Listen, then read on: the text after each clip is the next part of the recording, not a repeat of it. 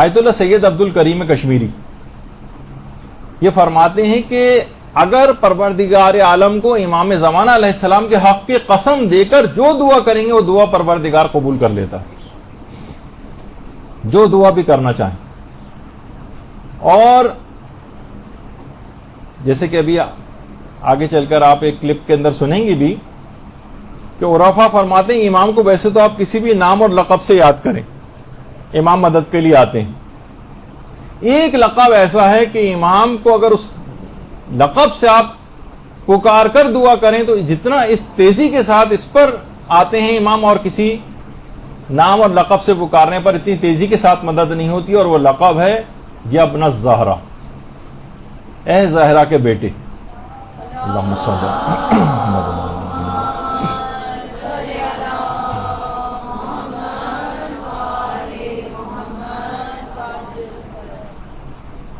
ہمارا مسئلہ بھی یہ ہے کہ دیکھیے دل سے اعتقاد کے ساتھ نہیں پکارتے،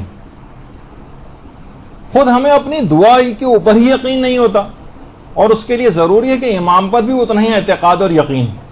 وہ فرماتے ہیں کہ خاص طور پر اگر ایک نماز پڑھی جائے، نماز استغاثہ امام زمانہ، اس کا آپ کو مختلف کتابوں کے اندر اس کا طریقہ کار بھی مل جائے گا. 2 رکعت نماز فجر کے طریقے سے ویسے پڑھی جاتی ہے، جس میں 595 دفعہ تو ہاتھوں کو آسمان کی طرف اٹھا کر یا حجت القائم کہا جاتا ہے، اور اس کے بعد سجدے میں جا کر 70 دفعہ یا صاحب الزمان اغیثینی یہ کہا جاتا ہے.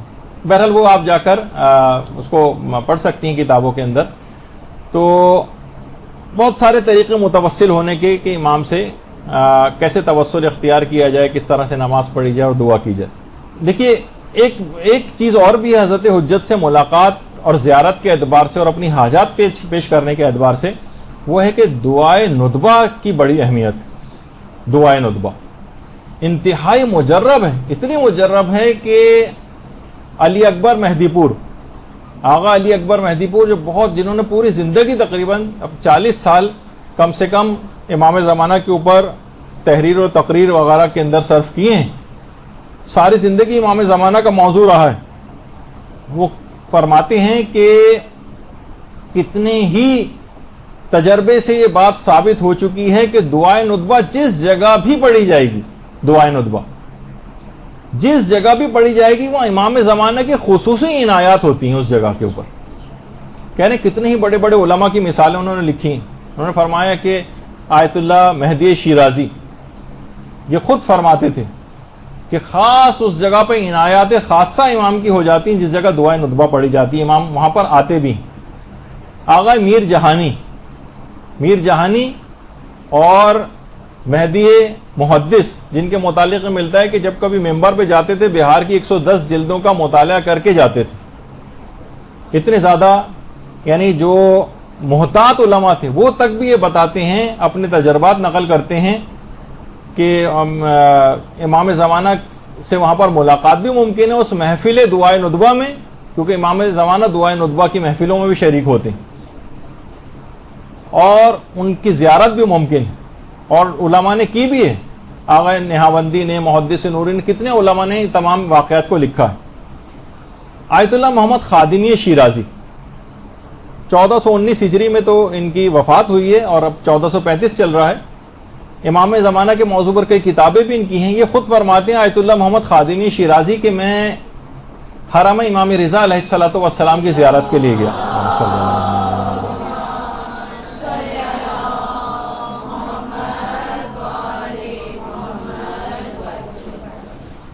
وہاں زیارت کے لیے گیا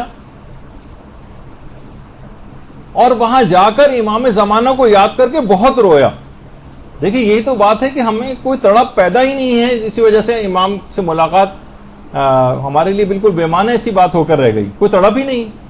کہہ رہے ہیں میں وہاں جا کر امام رضا کے روضے پر جا کر ان کے قبر مبارک پہ جا کر بہت زیادہ رویا، اور اس کے بعد جب واپس آیا اور گھر آ کر سویا تو میں نے خواب میں امام زمانہ علیہ السلام کی زیارت کی.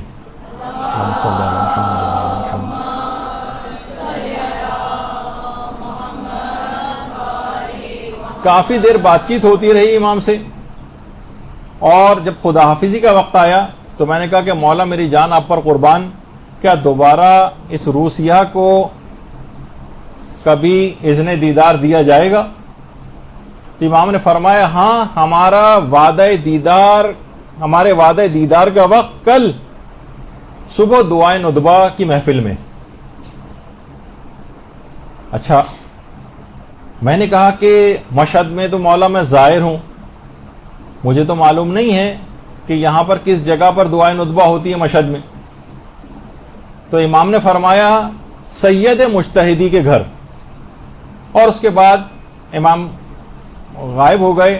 میں نیند سے بیدار ہوا، میں حرم کی طرف چلا، وہاں جا کر میں نے وضو کیا، اور امام رضا کی عنایات خاصہ کی وجہ سے جو مجھے امام زمانہ کی زیارت ملی، اس پہ میں نے 2 رکعت نماز شکرانہ وہاں پر پڑھی، اور حرم سے نماز پڑھ کر جب میں باہر نکلا تو مسجد گوہر شاد کے صحن میں نے ایک زائر سے میں نے وہاں پر موجود ایک شخص سے پوچھا کہ یہاں پر مشہد میں کس جگہ پر دعائے ندبہ ہوتی ہے؟ اس نے کہا یہاں سب سے مشہور دعائے ندبہ سید مجتہدی کے گھر میں ہوتی۔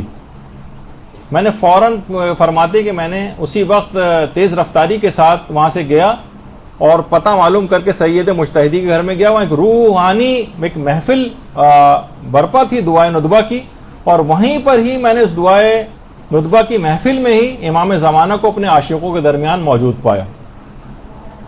اللہم صلی اللہ علیہ وسلم۔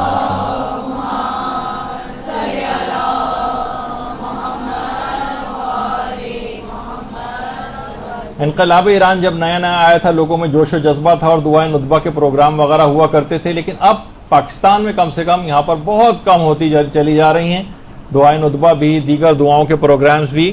ان کو دوبارہ گھروں کے اندر رائج کرنا چاہیے تاکہ امام زمانہ کی عنایات اس جگہ کے خاص اس جگہ کے اوپر جہاں دعائے ندبہ پڑھی جاتی ہے، آپ لوگ گھروں کے اندر اس دعا کا انعقاد کریں۔ اور ایک امام زمانہ کے لیے خاص ایک عمل جس کی تائید آیت اللہ وحید خراسانی نے کی۔ آیت اللہ وحید خراسانی فرماتے ہیں کہ روزانہ کچھ نہ کچھ تلاوت قرآن کر کے امام زمانہ کو ضرور ہدیہ کرنی چاہیے۔ بلکہ ایک جملہ آیت اللہ وحید خراسانی نے فرمایا، وہ فرماتے ہیں کہ سلیمان، حضرت سلیمان جو نبی خدا تھے، انہوں نے ہدہد کے سر پر ہاتھ رکھا تھا، اور ہدہد کے سر پر ہاتھ رکھنے کے بعد قیامت تک اس کی نسلوں پہ تاج شاہانہ آ گیا، قیامت تک اس کی نسلوں پر تاج آ گیا۔ تو وہ فرماتے ہیں کہ اگر آپ سال میں ایک ختم قرآن کر کے امام زمانہ کو ہدیہ کریں تو وہ امام زمانہ جو خود سلیمان نبی سے افضل ہیں آپ کو کیا کچھ نہیں عطا فرما دیں گے۔ تو اچھا، اب اگر ظاہر ہر شخص چاہتا ہے، جیسے کہ ابھی آپ نے سنا تقی موسوی اصفہانی کا کہ ایمان میں شامل ہے امام زمانہ سے ملاقات کی خواہش۔ آیت اللہ عبد الکریم کشمیری فرماتے تھے جتنا شدید تقوی آپ اختیار کرتے چلے جائیں گے اتنا ہی امام زمانہ تک رسائی کی راہ ہموار ہوتی چلی جائے گی، جتنا تقوی شدید ہوگا اتنا امام تک پہنچنے میں آسانی ہوگی۔ اور فرماتے تھے کہ اگر آپ چاہتے ہیں کہ روزانہ 1 گھنٹہ حضرت حجت کی خدمت میں ان کے ساتھ بیٹھیں تو خلوت کی جگہ پر زیارت آل یاسین پڑھیں۔ اگر آپ چاہتے ہیں کہ روزانہ 1 گھنٹہ امام زمانہ کی خدمت میں حاضری دیں، وہ تمام فیوز و برکات حاصل کریں جو 1 گھنٹہ امام کی محفل میں رہنے سے حاصل ہوتے ہیں، تو کہتے تھے کہ خلوت کی جگہ پر زیارت آل یاسین پڑھیں۔ اور چاہتے ہیں، وہ فرماتے تھے اگر آپ یہ چاہتے ہیں کہ طولانی مدت تک حضرت حجت کی بارگاہ میں حاضری دیں، 1 گھنٹہ تو بہت کم ہے، تو فرماتے تھے پھر روزانہ سورہ نور کی تلاوت کریں، 1 مرتبہ روزانہ۔ وہ طولانی مدت تک جتنے فیوز و برکات آپ کو امام کی خدمت میں رہنے سے حاصل ہوتے ہیں وہ سب سورہ نور کی تلاوت سے روزانہ کی بنیاد پر حاصل ہو جائیں گے۔ دیکھیے بہت اہم باتیں عرفاء نے ایسی باتیں بتائی ہوئی ہیں، لیکن کم علمی، جہالت، اس کی وجہ سے ہم ان چیزوں سے فائدہ نہیں اٹھا پاتے۔ چشم برزخی جو کھل جاتی ہے، امام کا دیدار کرنا ممکن ہو جاتا ہے۔ چشم برزخی کھولنے کے لیے خاص طور پر گناہوں سے اپنے آپ کو تو بچانا ہی ہے۔ وہ فرماتے تھے کہ روزانہ 3000 یا 4000 مرتبہ ذکر یونسیہ، لا الہ الا انت سبحانک انی کنت من الظالمین، یہ اگر پڑھا جائے تو وہ فرماتے تھے کہ بہت زیادہ چشم برزخی کھولنے کے لیے بڑا مجرب اور مفید ہے، لیکن ظاہر ہے اس کے ساتھ گناہوں سے پرہیز بڑا لازمی ہے، ورنہ ذکر کے آرامات اتنے نہیں ہوتے۔ اور تقویت قلب اور مکاشفات کے لیے بھی بہت خوب ہے یہ ذکر، رفع حجاب ہوتا ہے، نورانیت پیدا ہوتی ہے۔ عموماً لوگ عام طور پر جب اس کو کرنا شروع کرتے ہیں تو خود فرماتے تھے کہ آیت اللہ عبد الکریم کشمیری کہ لوگ بہت جلدی دل برداشتہ ہو جاتے ہیں، اتنے دن سے تو ہم کر رہے ہیں، کوئی فائدہ ہمیں نظر نہیں آ رہا، وہ کہتے ہیں جتنے بھی اذکار اور یہ ان کے کم سے کم 1 سال تک مداومت کرنی ہوتی ہے، پھر اس کے نتائج ظاہر ہوتے ہیں. کم سے کم 1 سال تک آپ مسلسل کرتے رہیں، پھر آپ دیکھیں گے کہ اس کے نتیجے. لیکن اس میں جو کچے ہوتے ہیں، جلد باز ہوتے ہیں، یا کوئی غیر ہلائی ہدف ہوتا ہے، وہ خود ہی کٹ جاتے ہیں اس 1 سال کے عرصے میں اور اس کو کنٹینیو نہیں کر پاتے. برحمتك يا أرحم الراحمين وصلى الله على محمد وآله الطاهرين.